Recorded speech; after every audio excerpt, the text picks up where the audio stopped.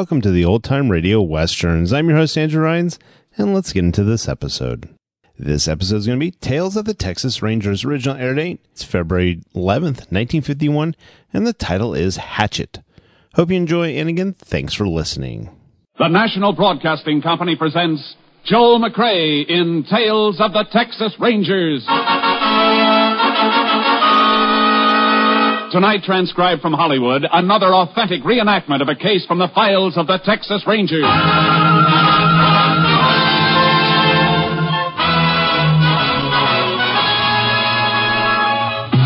Tales of the Texas Rangers, starring Joel McCrea as Ranger Jayce Pearson.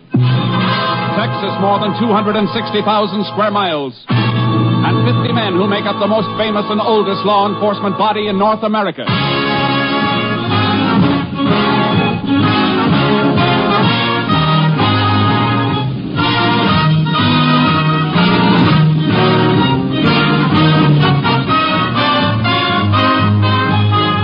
Now, from the files of the Texas Rangers come these stories based on fact. Only names, dates, and places are fictitious for obvious reasons. The events themselves are a matter of record.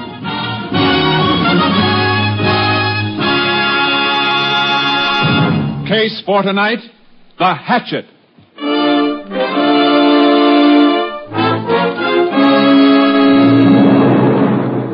It is 8:30 a.m., Sunday, May 16th, 1941. The Halleck family of Rock Point, Texas, is preparing to leave for church. You want any more toast, Jim? Nope. All I want's another cup of coffee. I'll get it myself.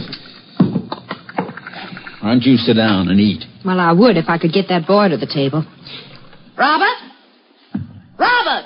I'm coming, Ma. You've been saying that for half an hour. Your eggs are getting cold and we'll be late for church. All right. And never mind that all right business. When your mother called you, you just come a-running. Gee whiz, Pa, I gotta wash my face, don't I? I'll be right there. Well, see the jar, you'll go without your breakfast. Now, you come sit down, Hattie. No need of your stomach being empty. Just coffee will do for me.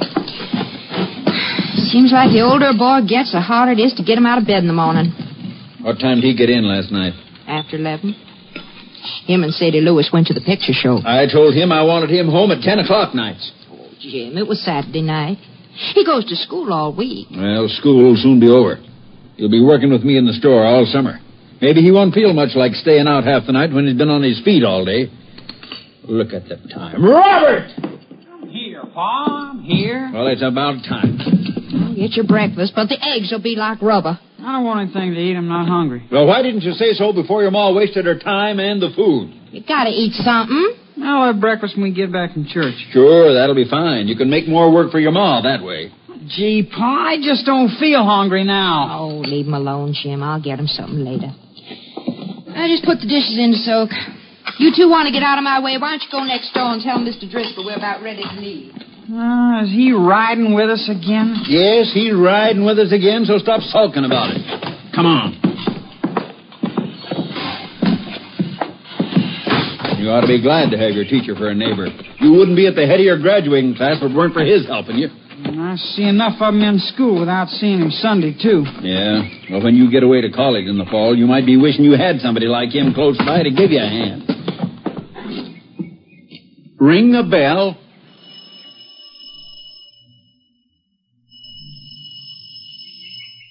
He don't answer. Maybe he went on. He'd have told us. And I didn't hear his car. Come on, maybe he's out in the back. Mr. Driscoll! That's funny. Run up the back steps and take a look in the kitchen window. Oh, why don't we just go without him? Will you do like I tell you? Okay.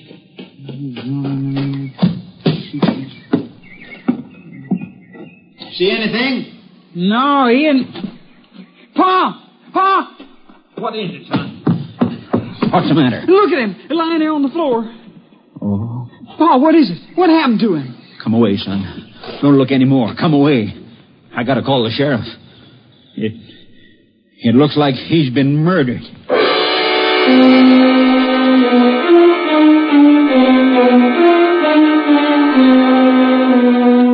Sheriff Alvin Jeffers took one look at the scene of the crime and put in a call for the assistance of the Texas Rangers. Ranger Jayce Pearson was assigned. Mighty bloody job, Jayce. No weapon in sight. Nope. Judging by the marks, though, it was something with two edges, one blunt and one sharp. Probably a hatchet, Sheriff. Either that or two weapons. It's possible, but not likely. You say the JP's been here? Mm-hmm. As soon as we're finished, the body will be moved into the funeral home for autopsy. Establish time of death. That'll help. Where'd your call come from? Neighbors next door, the Hallecks. Man, wife, and son. Man and boy spotted Driscoll through the window when they come to get him for a lift to church. I'd like to talk to him. Sure, I told him to stick to home. We can go out back and hop the fence. Avoid that crowd out front. Good. The front room looked like Driscoll went in big for books. Yeah, he was an English teacher at the high school. Halleck's boy, Robert, was in one of his classes, I think. Driscoll live alone? Mm-hmm. A widower. Here, step on this box and hop the fence. You go ahead. I can get over without it. Okay. Well, Halleck saw us coming. There he is at the back door. Howdy, Sheriff. Ranger. Come on in. Thanks. Ranger Pearson, Jim Halleck. Howdy. Oh, my wife, Hattie, and my boy, Robert. Howdy. Howdy, Ranger. You found Driscoll's body this morning? Me and Robert saw it through the window. What time? About 8:45. That's when we always leave for services. Oh, Jayce, I ought to call my office. Have the funeral home come for the body now. All right, go ahead. Mind if I use your phone, Halleck? Help yourself. I'll show you where it is, Sheriff. Oh, you better stay, Robert. Okay. You and your dad found the body. Would you mind, Mrs. Halleck? Not at all. In here, Sheriff. Thank you. Either of you see Driscoll yesterday or last night? We both saw him outside last night, a little after 6. I was coming home from the store. I sell groceries. Robert was outside waiting for me so he could take the car. Big date, huh? Yeah. What was Driscoll doing? Digging a flower border on his lawn. You talked to him? Just called to him after Robert took the car and drove off. Asked if he planned on riding to church with us. No sense taking 2 cars when neighbors are going to the same place. I see. That all? That's all. You didn't hear anything during the evening or the night? Nope. Me and Hattie turned in a little after 9. How about you, Robert? What time did you get home? What time did you get home? You can tell him. I know you was late. Your mother heard you come in. A little after 11. Where were you? To a picture show with Sadie Lewis. What did you see? I don't remember the name of it. Bing Crosby's in it. Jayce, you going to be much longer? Oh, no, Sheriff. Why? I spoke to my office. One of my deputies got a report. Rancher named Finney chased somebody off his place with a shotgun last night. Doorbell, Hattie. I'm going. Did the deputy think the report might have anything to do with the Driscoll's murder? Who knows? Fella Finney saw was doing something around a cattle tank, though. Good place to get rid of a weapon. Cattle tanks have been used before. Well, maybe we ought to go out and take a look. Yeah. Robert? It's Jean to see you. Hi, Bob. Hi. Hi, Mr. Halleck, Sheriff. Hello, Gene. Gee, I just drove in to see if Bob wanted to go out to the shack and camp, and I saw that crowd in front of next door. Somebody killed old man Driscoll, huh? Yeah, I can't go with you today. Well, yeah, guess not. Are you helping the sheriff, Ranger? We're helping each other. Well, boy, I sure hope you catch that guy.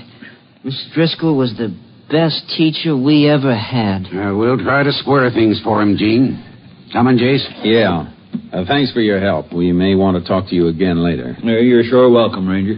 Bye. Bye, man. So long, folks. Bye. So long, Ranger.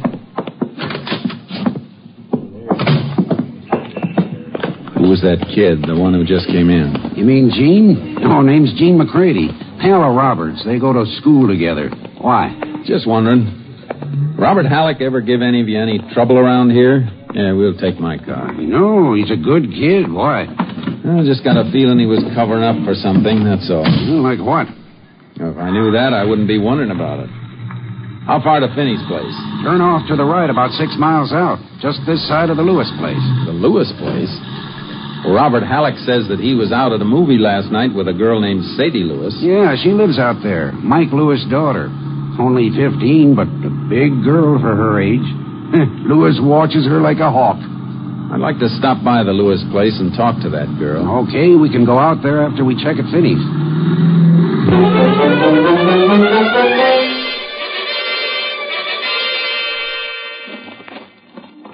Well, right here's about where he was when I spotted him. I called, but it started to run. I threw a load of buckshot after him. You didn't see who it was? No, it didn't. I was too far off, about 300 feet back toward the house. What time was that, Finney? Oh, just before 11 o'clock last night. Wasn't that kind of late for you to be out here? Well, I'd been visiting. I was cutting across the ranch, walking home. From where? Mike Lewis's place. We'd get together Saturday nights, play cards. Oh, no, not for money, just passing time. You always carry a shotgun when you're passing time? Well, matter of fact, I do. Bag a jackrabbit once in a while, going, coming between here and Mike's place. So I always towed a gun just in case. I see. I see better than you do, Jayce. I've eaten out here. Mrs. Finney can do more things with a jackrabbit in a pot than most women can do with a chicken. Okay, I was just checking. Now, about the fellow you saw. Oh, yeah. Well, like I said, when he didn't answer my call, I fluffed him with a shot. Don't think I hit him, though. A little too far. Barely saw him as it was. Which way did he take off? Well, that way. Highway's about a mile across country there. You chase him? Yep, sure did. But I reckon he was a lot younger than me. Well, what makes you say that? Well, after 2 minutes of running, I was puffing like an engine in a tunnel. He was pulling away with every jump. Is there anything around here he might have been trying to steal? No, not a thing. Unless he was trying to make off with a cow, and there'd be nothing to try on foot. Well, Sheriff, guess we'd better chuck our boots and hop in there. Into my cattle tank? That's right, Finney. But what for?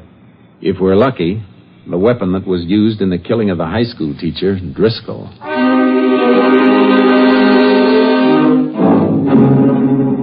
The cattle tank was big. The bottom was covered deep with a couple of inches of oozing mud and slime. We slithered around in it for almost half an hour. Pretty thick along the bottom, Jayce. Yeah, it sure is. I was going to have it cleaned out next month. Looks like we're going to have to save you the trouble and the expense.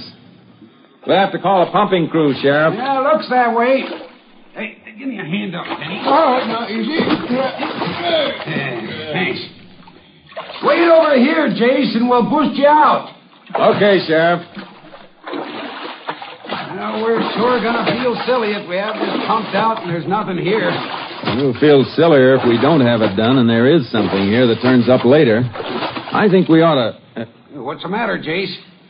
Feel something. Here, under my foot. Yeah, I felt it coming over this way, too. Some stones in the mud. No, this is metal.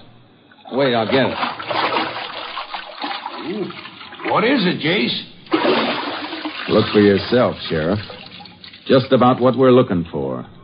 A hatchet.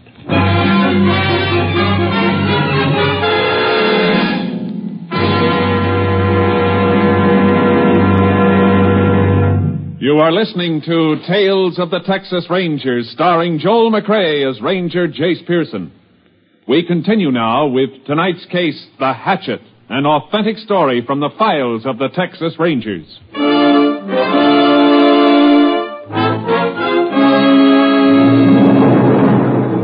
It was the murder weapon, all right. The blood had been washed away from most of it, but there was skin tissue and hair that had stuck to the blunt end, and...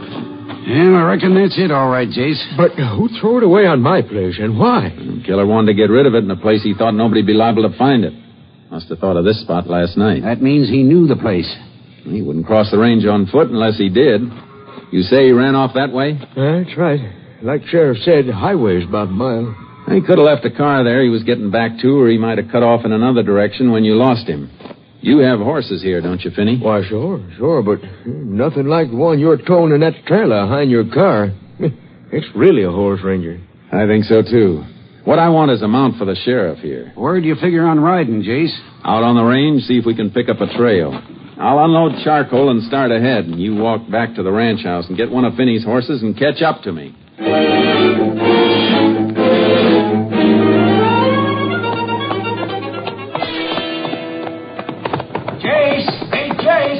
I'll wait for you, Sheriff. Easy, boy. Find anything? Track's all right. Not too heavy on this ground, though. They're easy to lose. Yeah, but this is a straight shot from the ridge. Looks like he was sure going for the road, all right. No doubt about it. If he left a car there, we might be able to find some tire marks where he parked. Afraid you're going to be stymied there, Jayce. Why? County just worked the roads over. Shoulders are all fresh gravel. Oh? What's the shortest way to the Lewis Ranch? Go back for the car or keep riding? Well, we'd save a little time going back for the car, not much. Well, charcoal's full of run. Let's give him a chance for a workout. Come on. Get up.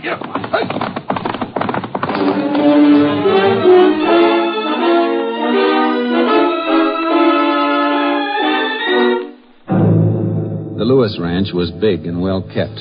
There was something dismal and brooding about it. When we got inside, I knew what it was. It was as though the place were reflecting the personality of the heavy-browed man who owned it. So you want to see my daughter, huh? That's right. What about? Just want to ask her where she was last night? She was into the movie house with Robert Halleck. We'd like a little more information than that, Mike. The ranger... I know everything my daughter does. I can tell you anything you want to know. That may be so, Mr. Lewis, but we still want to see her. That's an official request. I'll call her. Sadie! Come into the house. Into the parlor. Oh. I didn't know anybody was here. Sheriff and the ranger want to talk to you. They don't think you and Robert was at the show last night. Nobody said that. You don't have to say it. Look, if you can't keep out of this, you can take your mind-reading act into another room until we're finished. It'd be better if you didn't interfere, Mike. Go ahead, ask. Maybe I'll be interested in the answers, too. Sadie, don't be nervous. Just tell the truth. Were you with Robert Halleck last night? Yes. Where'd you go? We went... Where did you go? To the movie. Remember the name of the picture? The new one with Bing Crosby. You saw that with me a month ago when I took you to Sweetwater. Oh, I saw it again. There's no other show to see in town. Is there? Robert brought you the ticket stubs, didn't he, Paul?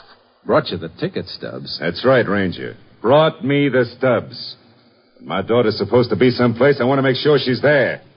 I'm not gambling on being fed any lies. No, I can see that.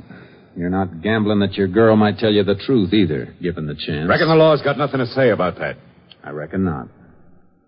Let me have that package, Sheriff. Yeah, here. What's in it? Just something I want you to look at. Hatchet. Yeah. You ever see this before? No. How about you, Sadie? You ever see this before? No, sir, I never. Why are you asking us about it? Just routine. This is the weapon used to kill Driscoll, the high school teacher. All right, Sheriff. Wrap it up again. Let's go. Sorry to have bothered you, Mr. Lewis. Yeah. You ready, Sheriff? Yeah. Goodbye, Mike. Sadie. Bye. Bye. Sadie, you been lying to me? Answer me!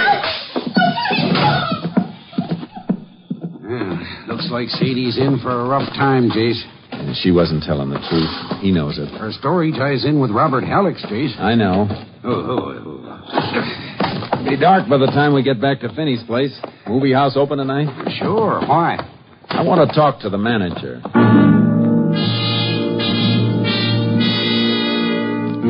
The theater was a small-town showplace. The manager couldn't remember seeing Robert Halleck and Sadie Lewis. He referred us to the ticket taker. The ticket taker turned out to be Robert Halleck's pal, Gene McCrea. Come on, Gene, talk up. Was Robert here for the show last night, or wasn't he? I don't know. He's your best friend, and you were on the door last night. If he came in, you saw him. Yeah, he was here. Did he stay for the whole show? No. No, he didn't stay for any of it. How do you know? Did you see him leave before it was over? Well, he didn't even go in. He just stopped by to get a couple of ticket stubs from me. So that's it. Why didn't you tell us that right off? Because I promised Bob that if anybody asked, I'd say him and Sadie was here. Well, why would anybody ask? Bob thought Sadie's father might. He's asked me before when they were supposed to be here. Well, I guess that's what we wanted, Jayce. Yeah, it's part of it, not all of it. Gene, I want you to forget that I asked you anything, understand? Yes, sir. Let's go, Sheriff. I guess we better pick up Robert Halleck and the Lewis girl, Jayce. Not yet. All we know is they didn't see the show. That isn't enough. Don't see why not. This wasn't just a transient thing. Driscoll didn't have no enemies, unless it was one of his pupils hated him. We can narrow it down to one student, though. Not until we've checked on all of them. I'm going to sleep on this tonight. When school opens tomorrow, I'm going out there.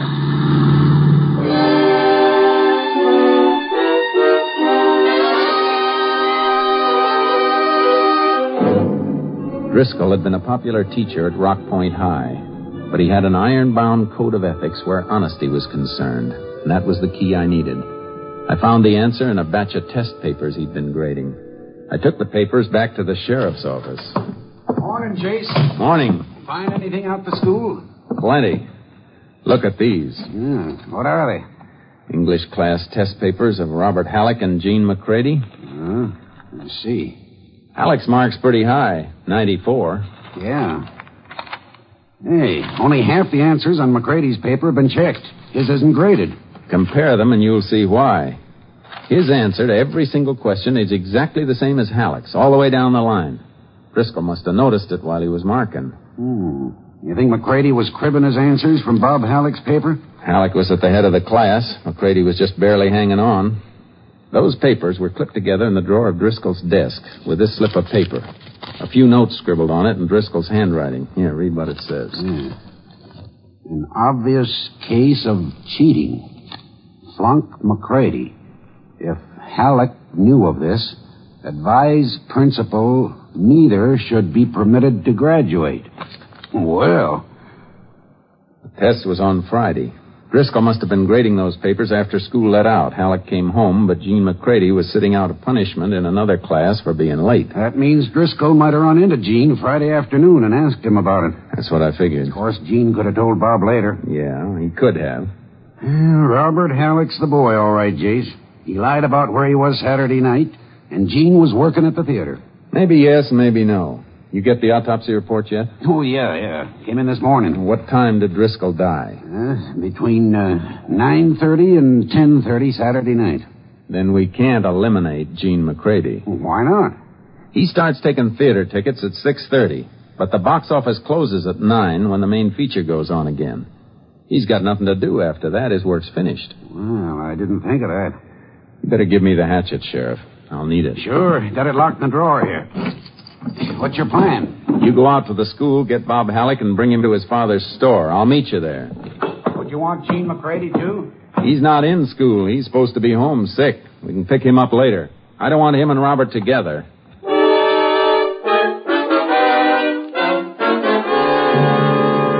Ranger, you're crazy. Crazy, I tell you. Now, calm down, Mr. Halleck. You admit the hatchet comes from your place. No. A minute ago, you said it did. Well, it disappeared. Months ago. It was lost. It got lost again in a cattle tank. Where's your car? Out back. Through that door. All right, let's look it over.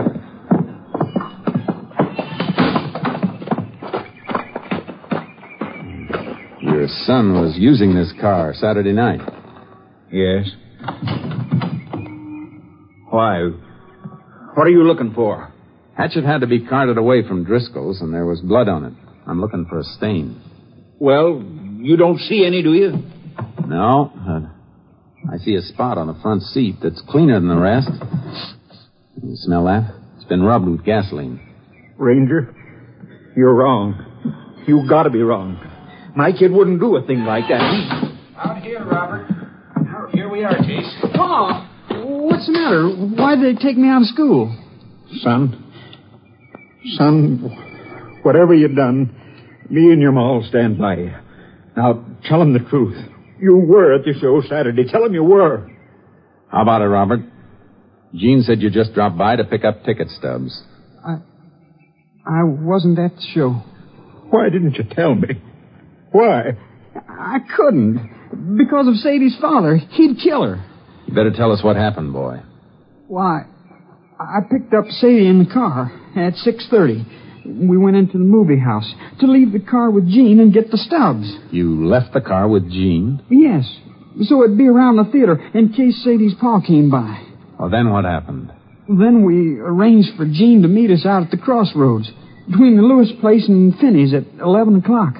So I'd have the car to take Sadie home. See, Ranger? He didn't have the car all the time. Go ahead, Robert. Where did you and Sadie go? We went for a ride with somebody who picked us up behind the theater. What do you mean by somebody? Who? Sadie's mother. What? Why, Sadie Lewis's mother is dead. No, she isn't. That's what Mr. Lewis tells everybody. They were divorced before he moved here with Sadie. Could that be true, Sheriff? Well, Jayce, I don't know. Mike Lewis always said his wife died. She didn't. He just hated her, that's all. And, well, if he finds out Sadie's been seeing her, he'll beat her up. All right, Robert. I think you're telling the truth. There's something I want you to identify. This. Why, That's our old kindling hatchet. Where'd you see it last? Well, the shack. Me and Gene built a shack up in the woods last fall. We go camping up there. I built most of it because Gene, he was working part-time after school at Finney's ranch. That's right, Jayce. Gene did work for Finney for a while. Come on, Sheriff. We'd better go pick him up.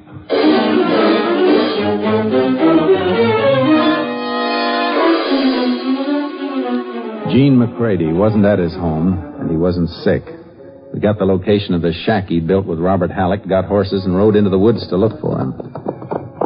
There's the shack, Jayce, just through that clump of trees. Yeah. Come on, Sharky. Hey, the door's opening. It's Gene. Howdy, Gene. What are you doing up here? Just come up to take you into town, Gene. A few things we want to ask you about. Like what? Like how you spent Saturday evening between the time you stopped taking tickets and the time you met Robert at the crossroad between the Lewis place and Finney's. Come on, Gene. I'll boost you up behind me. Well, can I get my jacket? It's inside. Go ahead. Hey, he don't look guilty, Jayce. Not a bit rattled. I know. Well, we could be wrong, but you better give me your holster, Sheriff, if he's going to ride behind you. Yeah, I guess you're... Look out, Jayce! Oh! You hit, Sheriff? No, but I hit him. He had a rifle in there. Stepped out shooting just as you leaned over. Oh, you hit me. Yeah. Let's see.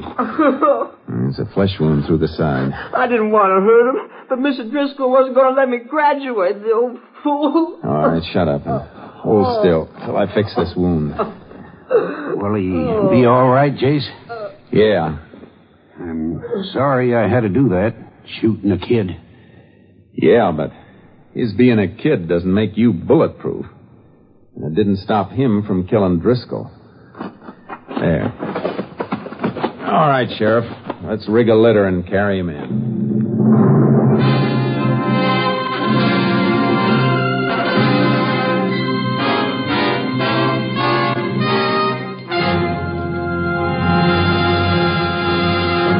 Gene McCrea was just old enough to stand formal trial for the murder of his high school instructor.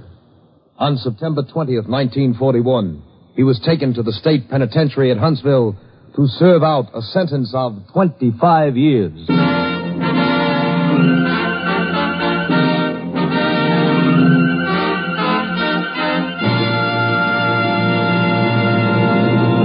And here again is the star of our show, Joel McCrea.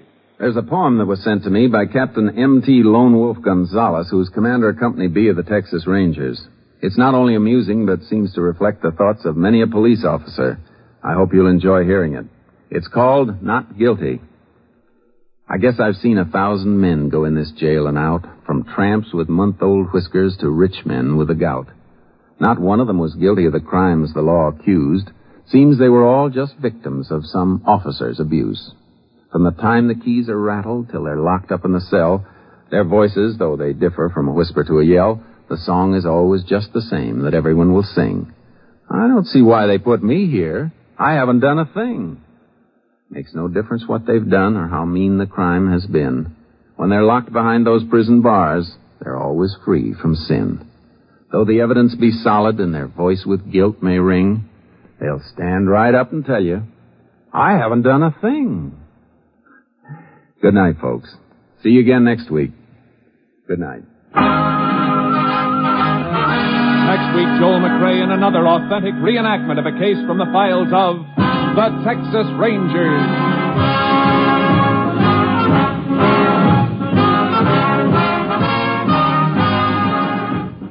Joel McCrea is currently seen starring in the Universal International Technicolor production, Frenchie. Tonight's cast included Tony Barrett, Parley Baer, Mike Barrett, Sam Edwards, Joe Duval, Tom Cook, and Gerald Mohr. This story was transcribed and adapted by Joel Murcott, and the program was produced and directed by Stacy Keach. Hal Gibney speaking.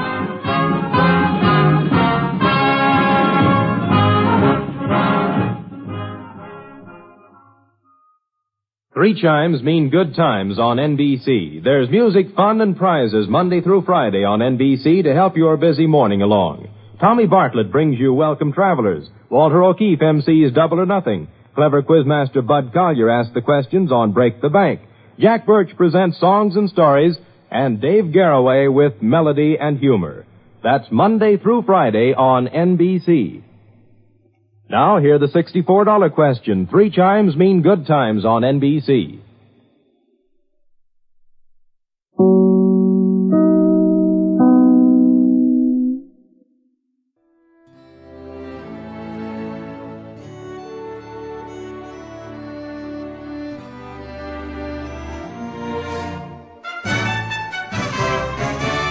This has been a presentation of OTRWesterns.com, and we hope you enjoyed. Please take some time to like and rate our shows in your favorite podcast application. Follow us on Facebook by going to OTRWesterns.com/Facebook.